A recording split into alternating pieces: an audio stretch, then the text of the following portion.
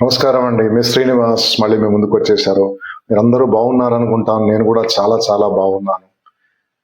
మొదటగా ప్రార్థనతో మొదలు పెట్టుకుందాం. ఓం నమో భగవతే వాసుదేవాయ. ఓం నమో నారాయణాయ. అచ్యుత అనంత గోవింద మాధవ మధుసూదన.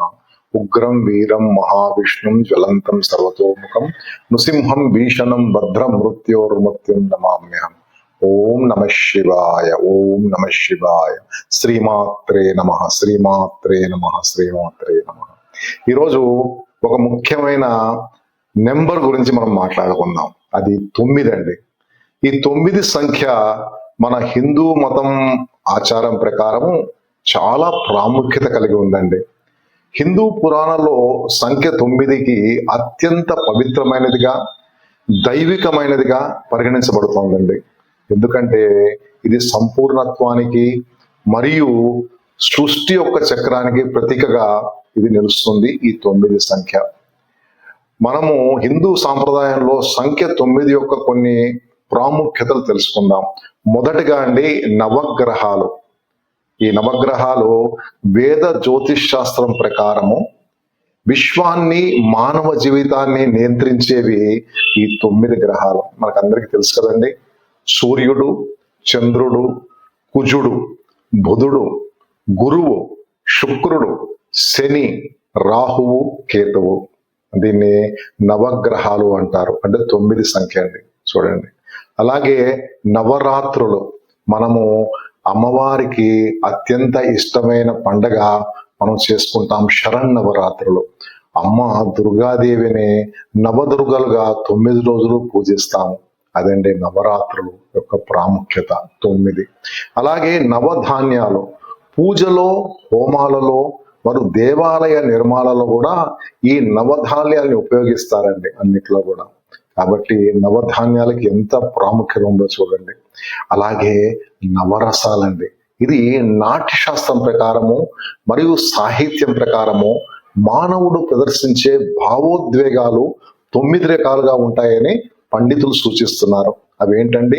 శృంగార, హాస్య, కరుణ, రౌద్ర, వీర, భయానక, భీభత్స, అద్భుత మరియు శాంతరసాలు. ఇవండి 9.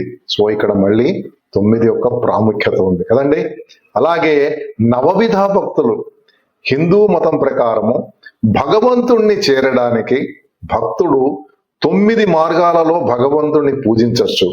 భగవంతుడి యొక్క కృపా కాటాక్షాలకి మనం లోను కావచ్చు. ఏంటండి ఆ 9 నవవిధ భక్తులు? శ్రవణం, కీర్తనం, స్మరణం, పాదసేవనం, అర్చనం, వందనం, దాస్యం, సఖ్యం, ఆత్మనివేదనం. ఇవండి నవవిధ భక్తులు. ఈ భక్తి నవవిధ పూజల ద్వారా మనం భగవంతుణ్ణి ప్రసన్నం చేసుకోవచ్చు. ఇక్కడ కూడా 9 సంఖ్యకు చాలా ప్రాముఖ్యత ఉంది కదండి. అలాగే మానవ శరీరం. భగవద్గీతలో కూడా దీని యొక్క ప్రాముఖ్యతని కృష్ణ భగవాన్ అర్జునుడికి చెప్పాను. అంటే మానవ దేహాన్ని ఒక నవ పురిగా, దీన్ని నవద్వారాల పురిగా వర్ణించారండి. ఏంటండి ఈ నవద్వారాలు?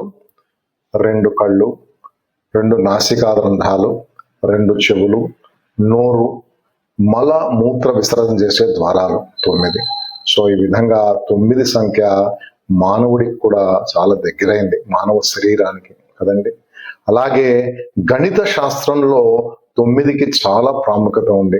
మీరు 9ని దేంతోని గణించినా కూడా మళ్ళీ ఆ వచ్చే సంఖ్యని కూడితే 9 వస్తుందండి కదండి. చూడు, అది 9 యొక్క ఎక్కంలోనే వస్తుంది.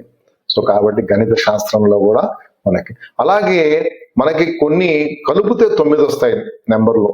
భగవద్గీతలో 18 అధ్యాయాలు ఉన్నాయి కదండి. కలిపితే 9 వస్తుంది. కరెక్ట్. అలాగే కురుక్షేత్ర యుద్ధము 18 రోజులు జరిగింది. కలిపితే 9 వస్తుంది. అష్టదశ పీఠాలు 18 ఉన్నాయి. కలిపితే వస్తుంది. పురాణాలు 18 ఉన్నాయి.